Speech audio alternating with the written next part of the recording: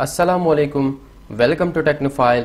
मेरा नाम है इसराल हक और आज हमारे कोलुड्रा 2021 की 19 क्लास है। पिछले क्लास में हम लोगों ने डिस्टॉर्ट टूल के बारे में पढ़ा था और आज की क्लास में हम पढ़ने वाले हैं एनवेलप टूल के बारे में। तो आइए स्टार्ट करते हैं। सबसे पहले मैं यहाँ पर एक रेक्टेंगल ड्रॉ कर देता हूँ और पी से सेंटर पे कर देता हूँ। एनवेलप टूल किसी भी ऑब्जेक्ट या टेक्स्ट या इमेज की शेप को चेंज करने के लिए यूज़ किया जाता है। तो सबसे पहले मैं यहाँ पर आया और यहाँ पर मैंने एनवेलप टूल को क्लिक किया तो आपके पास नोट्स बने हुए आ रहे हैं। मैं इस नोट्स को सेलेक्ट करके मैं इस तरीके से ऊपर कर सकता हूँ और इसकी शेप को चेंज कर सकता हूँ। ठीक है, इस तरीके से आप इस नोट को सेलेक्ट करके इसके हैंडल के जरिए भी इसकी शेप को चेंज कर सकते हैं और या कर्व कर सकते हैं। अगर आप यहाँ पे देखें तो आपके पास एनवेलप प्रॉपर्टी बार में सबसे पहले प्रीसीट आ रहा है। प्रीसीट में आप बने बनाए हुए शेप को यूज़ कर सकते हैं, जैसे कि पिंच करना या इसके अलावा पुश अप। इसके अलावा आपके पास बहुत सारे बने बनाए हुए शेप यहाँ पर मौजूद है। ठीक है, मैं इसको कंट्रोल जी कर देता हूँ। जैसे कि फॉर एग्जांपल मैं यहाँ पर एक शेप बना लेता हूँ और इसको ऐड करने के लिए यहाँ पर आके इस प्लस के निशान के ऊपर प्रेस कर देना है और यहाँ पर किसी भी नाम से आप इसको सेव कर सकते हैं। फॉर एग्जांपल मैं इसको ENV के नाम से सेव कर देता हूँ और सेव के बटन के ऊपर प्रेस कर देता हूँ। अब मैं इसको यहाँ पर इसको डिलीट कर देता हूँ और यहाँ पर आके एक रेक्टेंगल ड्रॉ कर देता हूँ। अब अगर आप उस शेप की ज़रूरत हो तो प्रीसीट में जाके यहाँ पर आपके पास सेव होगा। इसके ऊपर जैसे प्रेस करेंगे तो ऑब्जेक्ट जो है उसकी शेप चेंज हो जाएगी। ठीक है, तो इस तरीके से आप किसी भी शेप को सेव करके इसको कहीं भी आप उसको यूज़ कर सकते हैं। ठीक है, मैं इसको साइड पे कर देता हूँ और यहाँ पर आके एक और रेक्टेंगल ड्रॉ कर देते हैं और एनवेलप टूल को ले लेते हैं। यहाँ पर देखिए तो आपके पास सिलेक्शन मोड आ रही है और इसमें आपके पास इस वक्त सेलेक्ट है रेक्टेंगुलर। आप किसी भी नोट को रेक्टेंगुलर शेप में सेलेक्ट कर सकते हैं। ठीक है, और अगर आप यहाँ पर आके फ्री हैंड के ऊपर प्रेस करेंगे, अब आप क्या करेंगे, अब इसके ऊपर आप सर्कल ड्रॉ करके आप इस तरीके से भी किसी भी नोट को सेलेक्ट करके और उसको एडिट कर सकते हैं। ठीक है, मैं इसको कंट्रोल जी कर देता हूँ और इसको मैं रेक्टेंगुलर कर देता हूँ। और यहाँ पर अगर आप देखें तो आपके पास है कन्वर्ट टू लाइन। मैं इसको जूम कर देता हूँ और यहाँ पर इस नोट के ऊपर प्रेस करके इसको मैं कर्व कर देता हूँ।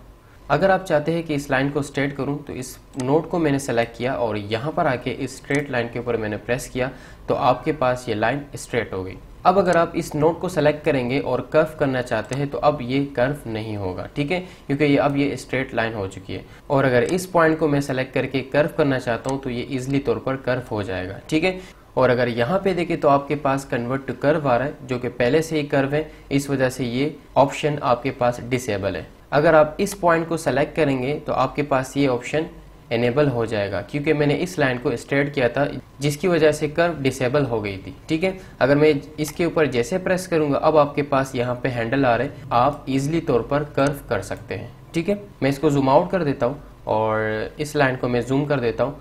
और अगर आप यहाँ पे देखें तो आपके पास आ रहा है कैप्स नोट। मैं सबसे पहले इस नोट्स को सेलेक्ट कर देता हूँ और यहाँ पर आपके पास 2 हैंडल आ रहे हैं। मैं इसको ईजिली तौर पर इस तरीके से कर्व कर सकता हूँ।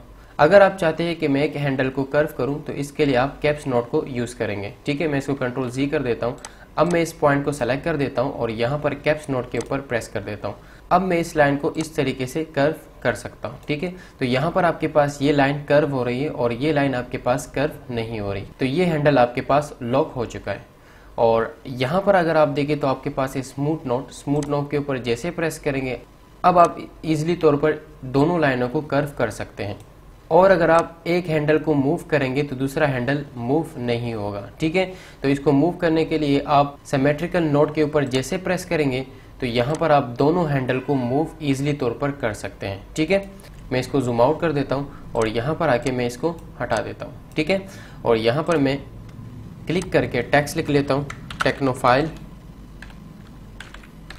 मैंने लिखा और इसको और इस टेक्स्ट की साइजिंग कर लेते हैं यहाँ से और यहाँ पर लिख लेते हैं इम्पैक्ट। ठीक है, और इसकी साइजिंग थोड़ी सी बढ़ा लेते हैं और पी से सेंटर पे कर देते हैं। यहाँ पर आके मैं एनवेलप टूल को ले लेता हूँ और यहाँ पर अगर आप देखें तो आपके पास आ रहा है स्ट्रेट लाइन। अगर जैसे ही स्ट्रेट लाइन के ऊपर प्रेस करेंगे और इस पॉइंट को मूव करेंगे तो आपके पास इस तरीके से आपके पास इफेक्ट आएगी।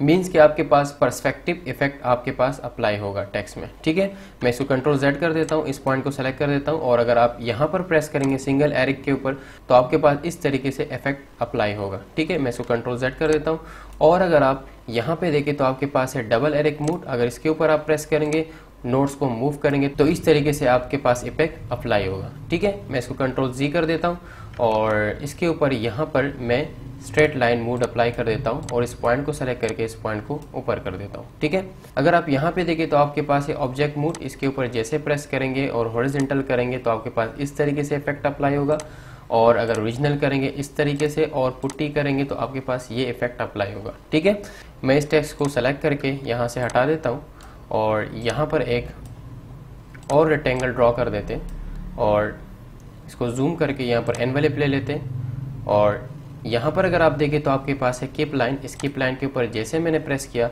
और अब मैं किसी भी पॉइंट को सेलेक्ट करके इसको मूव करूँगा, यहाँ पर आपके पास सिलेक्शन लाइन आई होगी जो आपकी एडिट हुई ऑब्जेक्ट को शो करेगी। जैसे ही मैं इसके ऊपर प्रेस करूँगा तो आपके पास ऑब्जेक्ट इस तरीके से एडिट हो जाएगा। ठीक है, मैं इसको यहाँ से हटा देता हूँ और इस टेक्स्ट को दोबारा लेकर आ जाते हैं और एनवेलप को सेलेक्ट कर देते हैं। अगर आप यहाँ पे देखें तो आपके पास है ऐड अ न्यू एनवेलप। आप एक इफेक्ट के ऊपर दूसरा इफेक्ट अप्लाई कर सकते हैं। ऐड न्यू एनवेलप के ऊपर प्रेस कर रहा हूँ और यहाँ पर आके मैं इसके ऊपर सिंगल एरिक मूड अप्लाई कर लेता हूँ और जैसे ही मैं इसके ऊपर अप्लाई कर देता हूँ तो अगर आप यहाँ पे देखें तो इस टेक्स्ट के ऊपर दो इफेक्ट अप्लाई हैं। एक आपके पास है स्ट्रेट लाइन का और दूसरा आपके पास है सिंगल एरिक मूड का।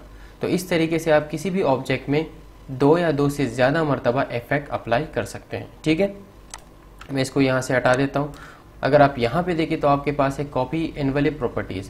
आप किसी भी ऑब्जेक्ट की इफेक्ट को दूसरे ऑब्जेक्ट में अप्लाई कर सकते हैं। ठीक है, फॉर एग्जांपल मैं यहाँ पर अपना नाम लिख लेता हूँ और मैं चाहता हूँ कि इस टेक्स्ट की जो इफेक्ट है वो इस टेक्स्ट में अप्लाई हो। तो इस टेक्स्ट को मैं यहाँ पर सेलेक्ट कर देता हूँ और एनवेलप में जाके यहाँ पर कॉपी के ऊपर प्रेस करूँगा और ये आपको एक एरो दे देगा। आप जैसे इसके ऊपर प्रेस करेंगे तो ये इफेक्ट आपके पास इस टेक्स्ट में अप्लाई हो जाएगा। ठीक है, मैं इसकी साइजिंग कम करके साइड पे कर देता हूँ। एनवेलप में जाके अगर आप यहाँ पे देखें तो आपके पास है क्लियर एनवेलप। आप क्लियर एनवेलप के ऊपर जैसे प्रेस करेंगे तो आपके पास एनवेलप इफेक्ट रिमूव हो जाएगी। ठीक है, डिलीट कर देते हैं इन सब ऑब्जेक्ट को।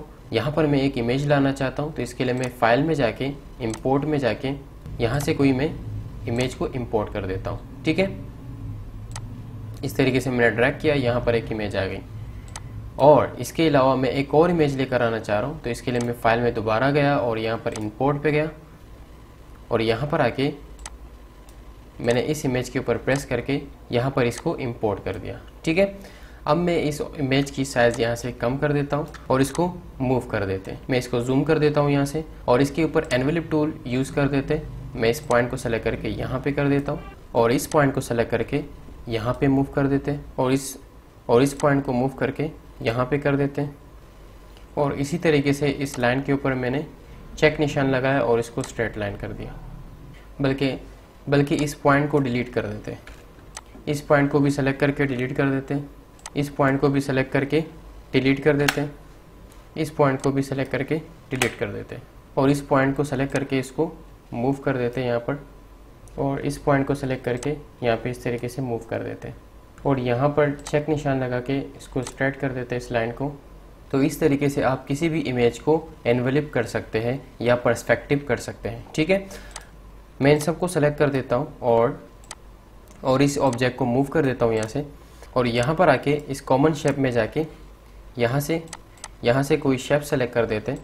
मैं यहाँ से हार्ट सेलेक्ट कर देता हूँ और ड्रैग कर देता हूँ, पीछे सेंटर पे कर देता हूँ और यहाँ पर टेक्स्ट में लिख लेता हूँ हार्ट और इसकी साइजिंग कर लेते हैं यहाँ से और फ़ॉन्ट फैमिली में जाके यहाँ पर इम्पैक्ट अप्लाई कर देते हैं। इसकी साइजिंग थोड़ी सी और बढ़ा लेते हैं और यहाँ पे रख लेते हैं इसको। ठीक है, इस टेक्स्ट के ऊपर एनवेलप अप्लाई करते हैं तो एनवेलप में जाके प्रेस कर देना है और यहाँ पर इस तरीके से आप